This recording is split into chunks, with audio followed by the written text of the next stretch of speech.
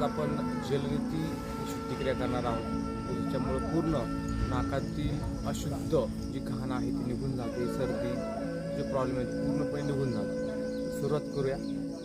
हे त्याचं चंचुपात्र आहे. याच्यामध्ये गरम केलेलं कोमट पाणी आणि मीठ टाकलेलं आहे.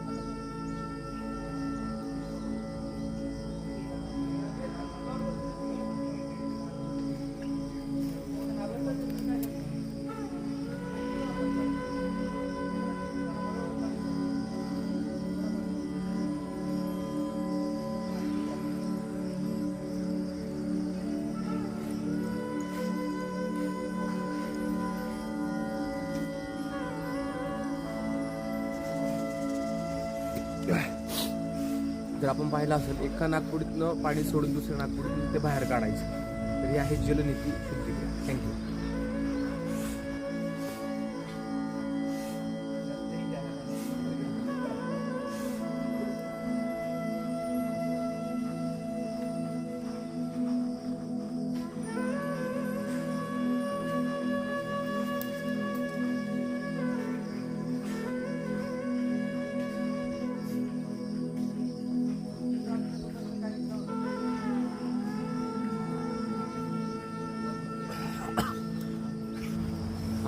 तर ही जलनीती शुद्धीक्रिया केल्यानंतर आपल्या नाकामध्ये जे काही पाण्याचे थेंब राहतात तर ते काढण्यासाठी याच्यानंतर आपण कपालभाती हे प्राणायाम करायचे. दोन्ही नाकपुड्या अशा पकडून वरती करायच्या थोड्या आणि जोरामध्ये हवा बाहेर सोडायची. कपालभाती.